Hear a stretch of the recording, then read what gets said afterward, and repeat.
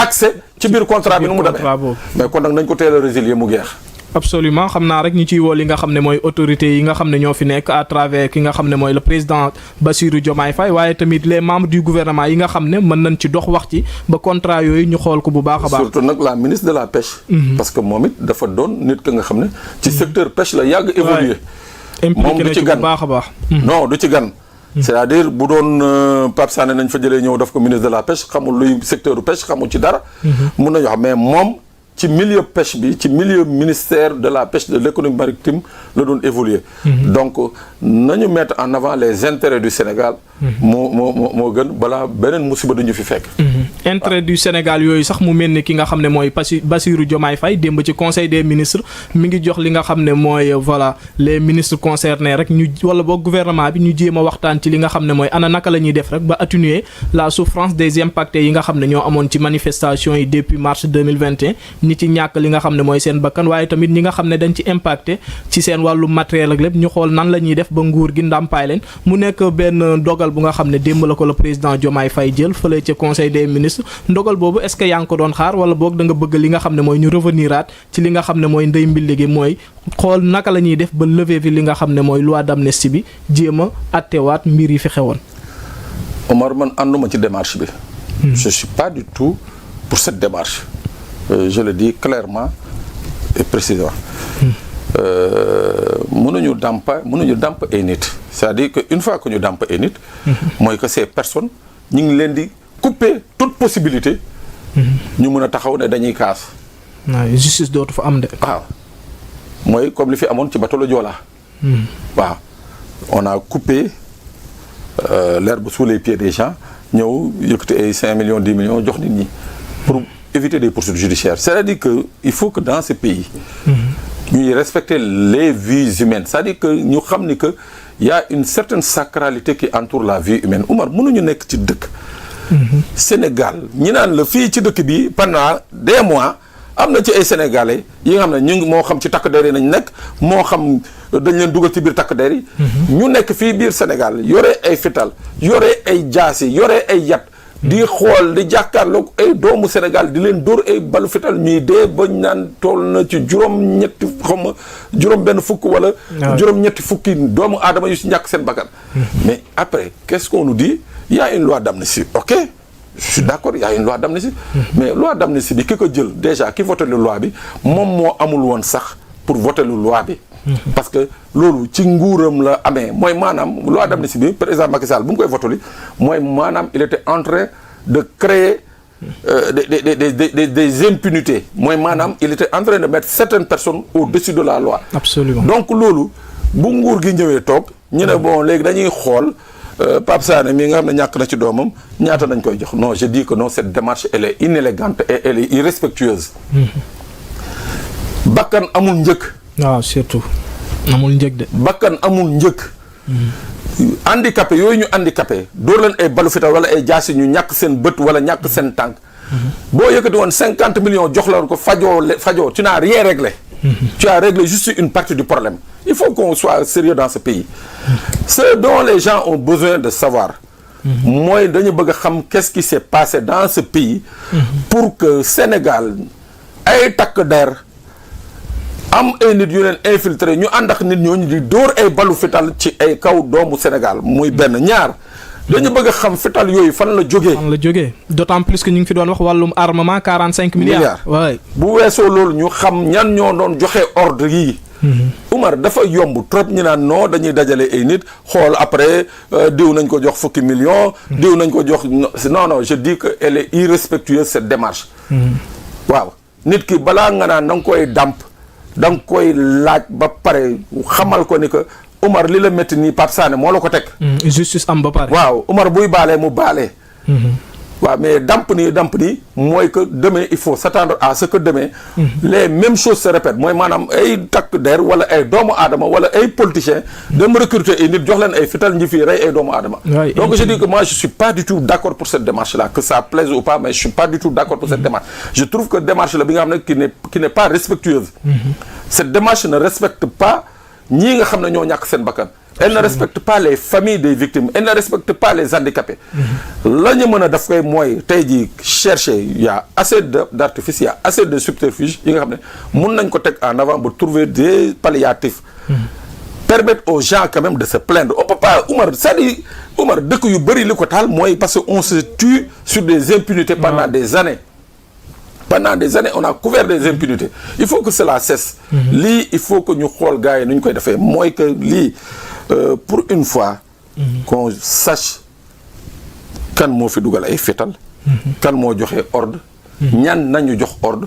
ñan ñoo tiré et que qu'on nous fasse un bilan exhaustif. Des victimes. Omar mënuñu toog surtout loolu. ñu naan ñu 50 personnes 60 personnes 80 personnes. nombre bi amuñ nombre exact. On ne connaît pas le nombre exact. Ouais. Il faut que ñu xam ce qui c'est et pour ça il faut il faut qu'on sache ce qui s'est vraiment passé dans ce pays. Pour que à un certain moment ce pays devienne fou, que des gens au tapis au sein des forces de sécurité et de défense deviennent fous au point d'ouvrir le feu, de tuer des Sénégalais et des Sénégalaises. Gis nga Oumar loolu si c'est pas réglé, je dis que ce sera un échec patent de ce gouvernement-là.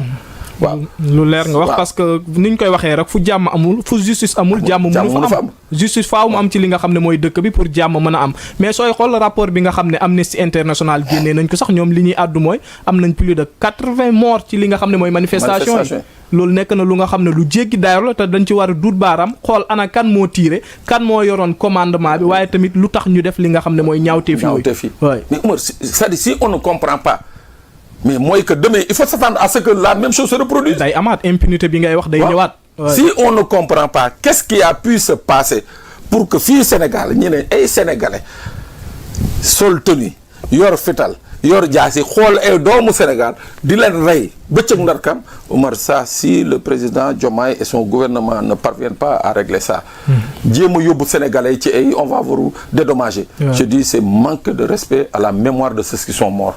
Ça c'est mon point de vue. Voilà. Dina métti ci seen famille parce que ñoom ñi ngi addu ci benn collectif bu nga xam ne mooy famille des détenus yeeg ñi nga xam ne dañoo ñàkk li nga xam ne mooy ay seen ay doom ñoom ñëpp defoon nañ conférence de presse bi ñu voté li nga xam ne mooy loi d'amnistie bi mais dañoo wax carrément que ñoom dañoo contre li nga xam ne mooy loi bi parce que dañoo war a jëm ci li nga xam ne mooy justice avant ñuy jëm ci réconciliation parce que le président wax na ko naam bëgg na li nga xam ne mooy jàmm mais tamit justice faaw mu am pour jàmm am loolu jàpp naa ni il faut ñu ñëwaat ci bu baax a baax mais tamit organisation internationale est-ce que waruñ ci dugal seen loxo ci lii. Ah mais tout à fait finalement à un certain moment je crois que les Sénégalais épris de justice.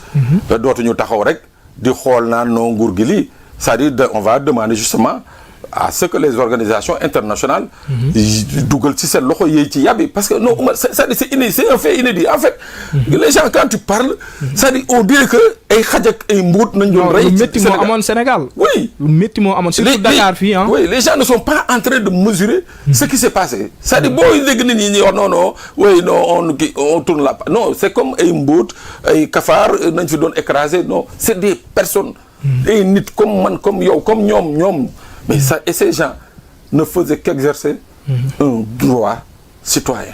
muy manifester. On a buté ces gens comme des chiens. On peut pas nag accepter je peux pas accepter.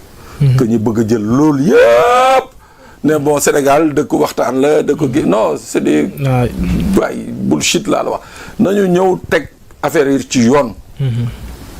Qu'on sache qui a fait quoi. Qui est responsable de quoi? Et maintenant, s'il faut pardonner, on pardonne. Mais on ne peut pas mettre dans la tête des Sénégalais que par la force vous allez pardonner parce qu'on va vous donner 1 million, 2 millions, 3 millions ou bien on va vous prendre en charge. Surtout ci anam bi ñu ko defee parce que des fois sooy déglu témoignage yi nga xam ne détenu politique yi ñoom am nañ sens sax ñu bàyyi leen ñàkkun seen bakkan mais ci anam bi ñu leen jàppee ak ni ñu leen doon maltraité bi ñu leen di jàpp ba ñu leen yóbbu kaso nekk na lu nga xam ne tamit force de l'ordre muy police wala gendarmerie su la jàppee dafa la war a yóbbu parce que moom nekkul ki nga xam ne mooy àtte mais su la arrêté da lay jébbal li nga xam ne mooy yoon mu def li nga xam ne mooy liggéeyam illustration bi rek le cas de Pape Abdoulaye Touré gis nañ séquelles yi nga xam ne actuellement maa ngi koy gis ci post Facebook am na ko ginnaaw bi ñu ko torturé dóor ko ay dóor yu nga xam ne yu métti la mënoon na ci ñàkk bakkanam amu ko naam mais actuellement wér-gu-yaramam sooxee na bu baax a baax. man les premiers jours de mars 2021. nit ñi bi ñuy ren kii man dama génn dem hors de Dakar dafi fa ay investigation. J'ai été à Diaoubé j'ai été à Ziguinchor, j'ai été à Bignona. Omar. foofu yëpp am na ay mort d'homme. man j'ai vu laa la wax man dama ne j'ai vu man li ma wax moom ragaluma ko j'ai dit j'ai vu et je l'ai documenté 77 personnes yi nga xam ne qui étaient grièvement blessées ñemewuñu woon génn seen kër pour dem faju ji parce que dañ lay jàpp. parce que boo génnee faju boo génnee ñu jàpp la gis nga ci boobu moo tax am na ay nit yi nga xam ne man je ne cesserai jamais de les remercier am na nit ñi nga xam ne je ne cesserai jamais de louer leur professionnalisme. muy kan ak kan.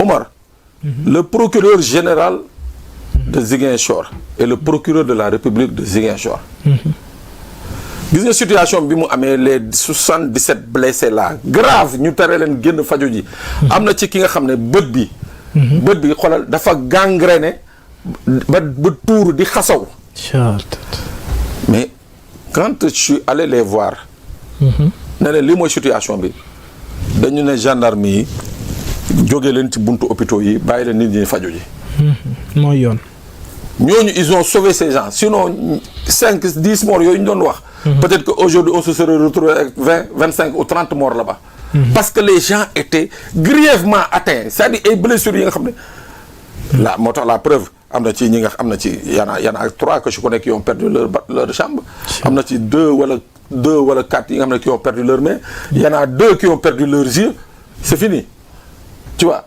donc yooyu munuma ma ne ko Oumar c'est pas des choses yi nga xam ne on souhaite que ça se reproduise on peut pas être dans un pays parce que on est vêtu d'une tenue ou bien on est investi d'une mission de service public que nga am droit tirer balu fital ci doomu aadama munul nekk il faut que loolu dakk et comme ces autorités là nous ont promis la rupture cette rupture doit commencer par justement éclaircir cette situation là les donneurs d'ordre les tireurs et toute la chaîne de responsabilité ñu xam ne diw ak diw ñoo def lii léegi nag sénégalais yi ñoo moom baal c'est pas le pouvoir mooy baal sénégalais yi ñoo moom baal sénégalais yi c'est eux qui ont été atteints dans leur chair voilà c'est parce que les sénégalais ont été tués c'est parce que les sénégalais ont été blessés qu'il y a eu cette alternance ñoom ñu toog ci nguur gi absolument donc qu'on respecte la mémoire de ceux qui sont disparus qu'on respecte la mémoire des blessés waaw man moom je le crierai partout où besoin sera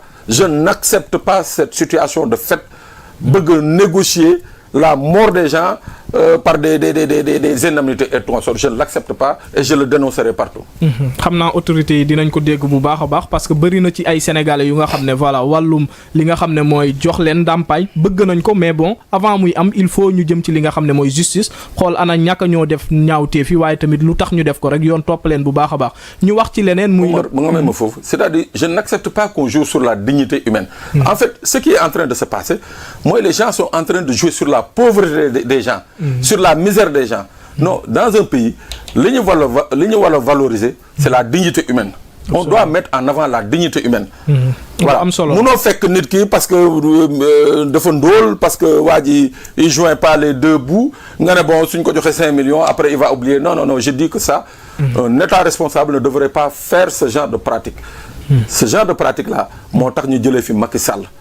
Voilà, qui pensait que toute sa vie durant 5 millions 10 millions valent justement la vie ou bien valent une jambe perdue ou bien un consort parce que gis nañu à chaque fois qu'il y a eu des problèmes su nguuram moom la ñuy def mooy gàddu benn maletu xaalis bu ñu demee joxe ne voilà kii non on n'a pas besoin de ça on a besoin que les Sénégalais d'où de n'importe quel moment de n'importe quelle région de ce pays recouvrent ce qu'on appelle la dignité humaine boobu moo ëpp 10 millions moo ëpp 50 millions. Absolument. On respecte les Sénégalais. xam naa li nga xam ne mooy autorités yi dégg nañ ko bu baax a baax waaye maa ngi koy junj sànq ñu wax ci leneen rek muy.